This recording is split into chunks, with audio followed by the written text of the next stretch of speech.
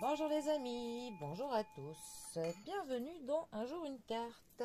Nous sommes aujourd'hui le samedi 11 mai. Alors, j'espère que vous allez bien en ce début de week-end.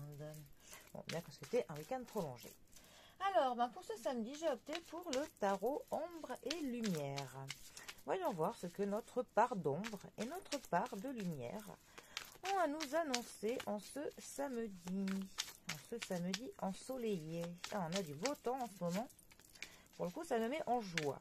Ça fait ressortir ma part de lumière. Alors, voyons voir. Ah, c'est là qui voulait sauter. Donc, on ne va pas la contredire. Nous avons la carte du fou. Voyons voir si elle va être accompagnée d'une autre carte. Alors, est-ce qu'on accompagne ce fou? Et là, oui, on accompagne ce fou avec cette carte. Alors, on en a même plusieurs. Alors, nous avons trois arcanes majeurs dans tout le tas. À quoi ça sert de prendre les tarots complets? Nous avons donc le fou, qui est accompagné du diable, suivi du jugement. Alors, on va vite fait présenter donc ces trois cartes avant de faire l'ensemble. Notre fou, alors le fou, ça va nous parler d'une quête spirituelle, ça va nous parler de faire notre propre cheminement, de faire nos expériences, de ne pas forcément suivre un cadre précis, de parfois prendre des risques. Alors, ce sont parfois des risques qui sont payants et parfois c'est de l'inconsidéré. Voilà, il faut quand même essayer toujours de peser le pour et le contre. Avec notre carte du diable, il y a toujours quand même cette notion de ne pas vouloir se faire enfermer dans une case et de vouloir faire notre propre cheminement.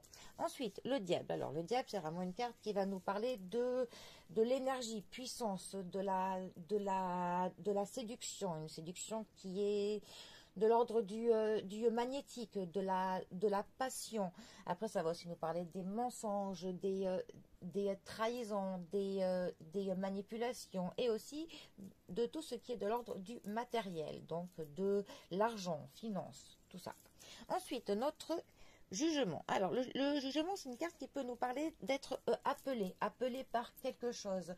On va sentir quelque chose qui nous invite à se diriger vers quelque chose. Ensuite, c'est aussi une carte qui va nous parler de se retourner sur ce qu'on a fait ces derniers temps et d'essayer de tirer un petit bilan de tout ce que l'on a pu faire, d'essayer de voir si là où on en est aujourd'hui nous convient encore, si ce que l'on a pu commettre comme acte, les paroles que l'on a tenues ces derniers temps, voir où c'est que tout cela nous mène et est-ce que cela nous convient, est-ce qu'on n'a pas envie pour le coup justement de remanier certaines petites choses. Alors, ces trois cartes ensemble, que pourraient-elles nous dire?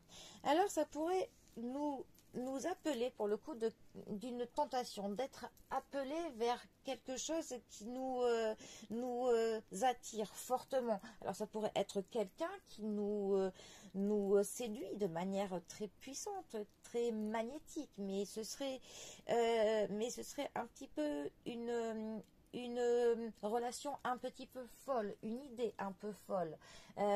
On est attiré un peu vers de l'interdit, quelque chose qui est marginal, quelque chose qui sort du cadre, quelque chose qui est très tentant, quelque chose qui prend au ventre. Hein. Vraiment, ça pourrait nous parler pour le coup voilà, d'un sentiment naissant de commencer quelque chose qui pourrait ne pas être bien perçu par la normopensance, mais ce quelque chose est tellement par son aura très magnétique que voilà, on est appelé vers ça.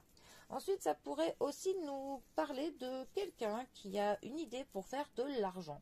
Quelqu'un qui a envie peut-être de monter son entreprise, de mener un projet à bien, quelque chose qui financièrement pourrait lui rapporter, ma foi, pas mal d'argent s'il suit son idée et si les risques sont payant. Après, ça pourrait aussi nous parler de quelqu'un qui est en train de faire une quête spirituelle et qui va faire un petit peu le bilan de cette quête spirituelle et qui voit ce qu'il a pu, ce qu'il peut retirer pour le coup de bien et de mal.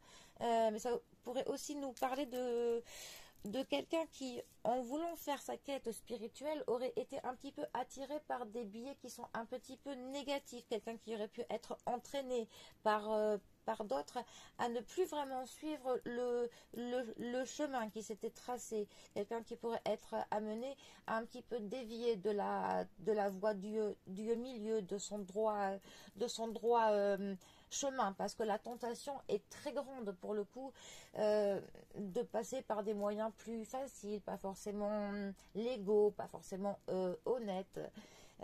Voilà, donc attention pour le coup à quelqu'un qui voudrait partir en quête de quelque chose, ou parce qu'il est appelé vers quelque chose, à ce que justement il n'y ait pas soit des personnes, soit des comme je dis, des chemins de traverse qui ne sont pas forcément les bons, qui essaieraient d'attirer cette personne pour qu'elle quitte la bonne voie, tout simplement. Bon, en tout cas, ce qu'il faut vraiment retenir avec ces trois cartes, c'est une quête spirituelle, vivre ses propres expériences par soi-même, oser sortir du cadre, vivre pleinement sa vie, tracer sa propre route. Après, on a donc une séduction qui est magnétique, une tentation, parfois des trahisons, de la manipulation. Mais après, on a aussi vraiment des passions. Ça nous parle aussi de notre diable, du sexe qui est très passionnel, très épanouissant, mais hélas très éphémère, parfois dénoué de sentiments. Et ensuite, notre dernière carte qui va nous parler d'un appel vers quelque chose, d'une vocation qui peut naître, et d'un bilan que l'on va tirer pour essayer de voir si on doit se reaxer ou si on continue notre route comme elle l'est. Voilà. Bon. Allez, j'espère ne pas vous en avoir mis trop plein la tête. Sur ce, je vous souhaite un très bon samedi. Profitez bien du week-end. Et je vous dis à demain pour un prochain tirage. Allez les amis, à bientôt. Bisous à tous.